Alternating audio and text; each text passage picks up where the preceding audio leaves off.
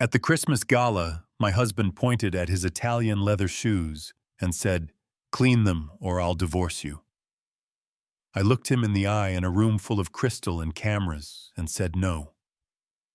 12 months later, the same man was on his knees polishing my heels while the press recorded every second. Tell me, if it were you, what would you have done? That night, the ballroom glowed like a movie set. Chandeliers scattering light marble floors too shiny to trust laughter that sounded expensive and empty. My husband, Matt Short, worked the room with a whiskey in one hand and a story in the other, selling versions of himself that never had to pay rent. I stood at a column with a glass I didn't drink, wearing a clearance rack dress I hemmed at 2 a.m., so no one would ask why a so-called rich wife was stitching her own seams. The Short family had a rule about me in public: pretend she isn't there. And New York is very obedient when old money writes the script. Then Matt gestured too wide, amber spilled down his shirt and splashed the shoes he cared for more than people. He scanned the room until he found me, snapped his fingers, raised his voice so the orchestra softened. "Ashley, get over here. Clean them. Now." The air shifted like the room had been waiting to be entertained by someone else's humiliation. He grabbed my wrist and leaned in, breath thick with liquor and entitlement. "Do it, or I'll throw you out tomorrow, and you can crawl back to whatever gutter my mother bought you from." Yeah, that happened. I pulled my wrist free. It startled us both. "No," I said, "not a performance, just a boundary my body remembered before my brain did." Then I walked. Past his mother's diamonds, past their smiling investors, past whatever version of me they needed me to be, out into a winter that sliced through my thrift store coat like it had been designed for that job alone. Here's the part most people skip. You don't walk into freedom, you walk into nowhere. I had $17, no card, no account, no friend. I hadn't already lost to their disapproval. I took a bus to Queens out of muscle memory and knocked on the only door that tied me to a life before Matt, my stepmother, Regina. She opened, looked me over like a bill she didn't owe, and said the quiet part loud.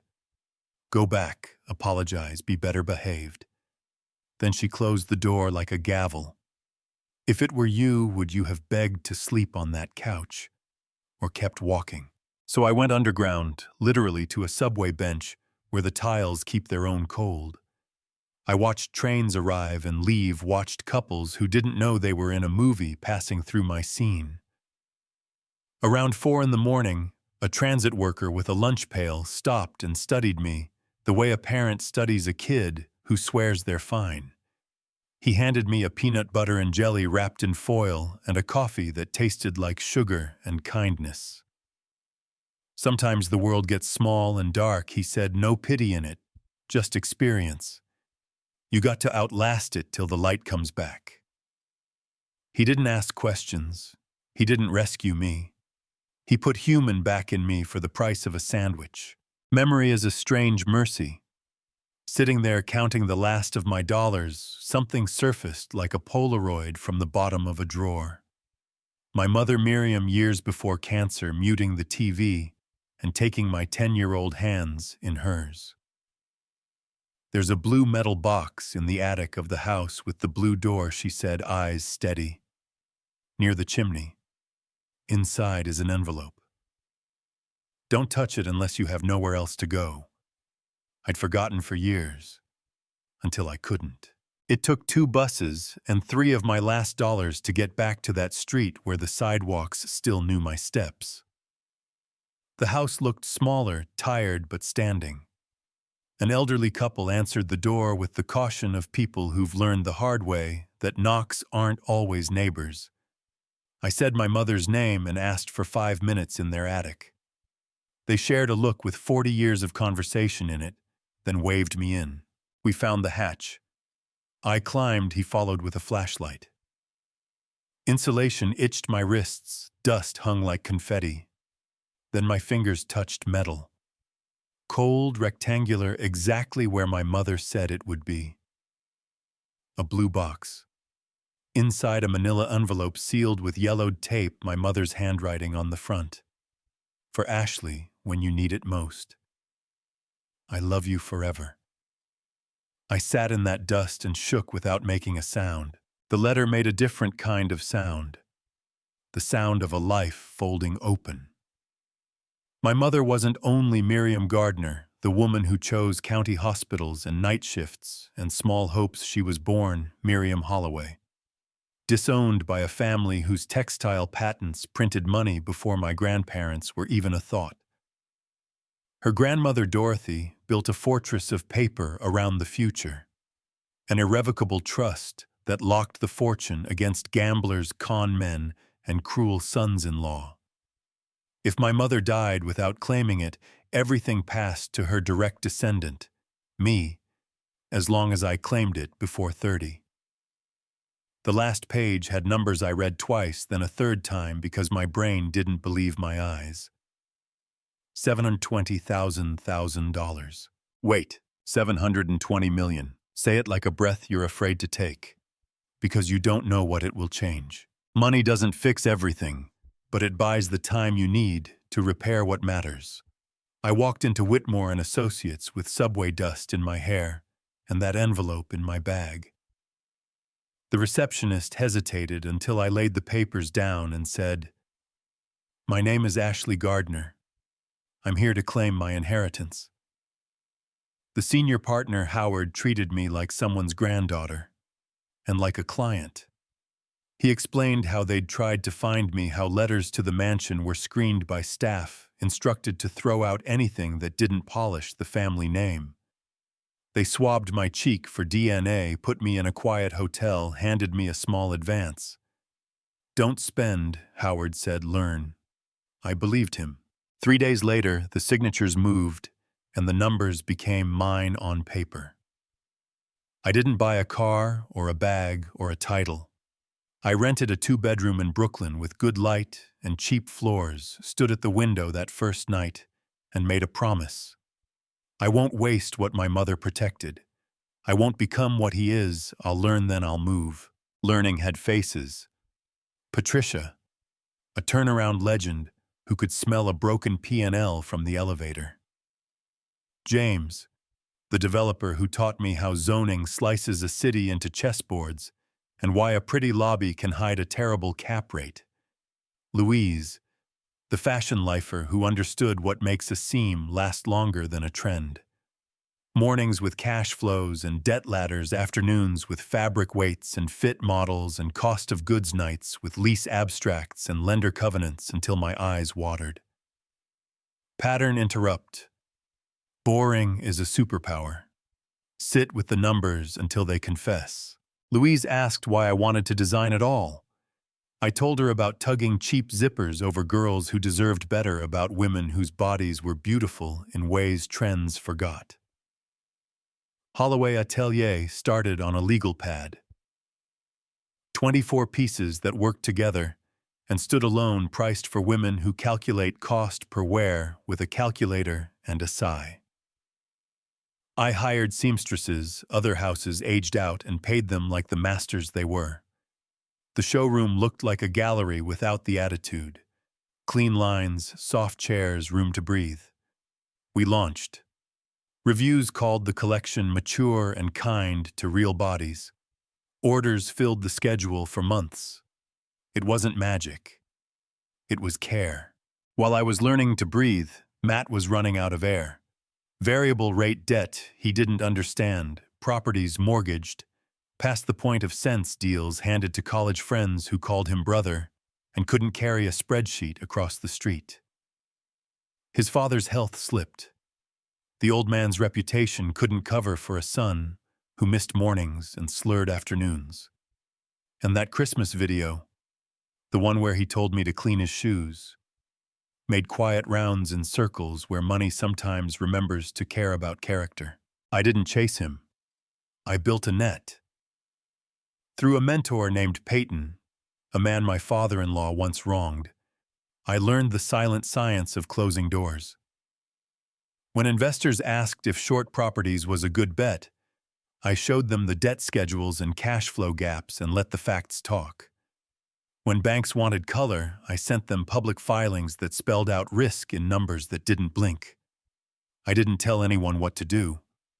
I made sure no one could say they didn't know. Stick around because what happened next will blow your mind. A foreclosure notice hit the commercial real estate pages like a fire alarm. Short Properties had missed payments on their headquarters mortgage. The bank scheduled an auction at a hotel 2 Fridays from that day. The building was their heart, Lisa's server's story, the one thing holding the company together by memory alone. The ballroom filled early. Developers, reporters, the curious and the cruel. Matt arrived, thinner hands trembling. His mother folded tight beside him like someone trying to hold a secret that had already escaped. Bidding climbed. 130, 140, 150. At 160, the room thinned to 3 serious players, a Dubai firm, an anonymous entrant, and then me. The auctioneer called for 180. I stood in the aisle and said it like I was ordering coffee, 200 million. Heads turned. Matt did too. At first he didn't recognize me. New suit hair, back no tremble. Then his face fell in steps. Confusion, recognition, fear. The hammer dropped. The headquarters was mine. I walked to him and stopped at a distance that was polite for strangers. "This is only the beginning," I said, steady as a surgeon. "I'm going to purchase your mortgages, your contracts, your building, all of it. Not to make people starve, to make sure consequence lands where it should." He rasped, "Why are you doing this?" I told him the truth. "Because you taught me how it feels to be powerless while someone else holds the key. Now you'll learn the other side." For 3 weeks, I did what paper does best. We bought the loans on his properties from banks eager to clean their books, acquired the note on the short mansion, migrated viable contracts into my portfolio, and put competent teams on them so payrolls didn't bounce and kids didn't lose braces. Reporters used the word revenge. I preferred justice. There's a difference. Revenge wants you to bleed. Justice wants you to stop hurting people. Do you think that's fair? Or did I go too far? One asset remained. A set of city development rights for a mixed-use project Thomas Short had earned years ago. It was worth real money but required real leadership, and no lender would let Matt near it. I didn't want the city to lose the housing or the jobs, and I didn't want his parents evicted in their old age. So I did something even my lawyers argued with before they drafted it. We announced an open bidding session for a development partnership at the Grand Livingston Hotel, the same ballroom where he told me to clean his shoes. Cameras packed the walls. People came for blood, some came for closure. Some came to see if a woman with power would be cruel or careful. Bidding climbed between a seasoned Chicago group, a Boston firm, and Matt, who was promising numbers he couldn't back with a piggy bank. At 28 million, Chicago had it locked. The auctioneer lifted the gavel. I stood. Not a new bid, a new condition. I'm prepared to award the partnership to Mr. Short and provide full financing and operational management on one condition, I said into the mic. The same condition he gave me in this building 2 years ago. He will clean my shoes and apologize publicly for every act of cruelty during our marriage. Do that here now and the partnership is yours. Refuse and I will finish the foreclosures you started. Pattern interrupt. The room stopped breathing. His father's nurse rolled the old man closer. The hand that still worked found his son's sleeve. The look said, "Save what can be saved." Diane pressed her lips together until the color left them. Matt stood on legs that forgot how. He walked toward me, tears already making maps. I sat, crossed my legs, extended a heel from my own collection. He knelt, pulled a handkerchief, and began. Leather against cloth, small circles that felt like hours. When he finished one, I gave him the other. When both shone, his forehead touched marble. His voice shook. I treated you like nothing, he said. Not trying to sound good, just trying to sound true. I made you invisible. I humiliated you in rooms like this because I thought power meant being obeyed. You were a wife who would have loved me. I gave you contempt. I am sorry for all of it.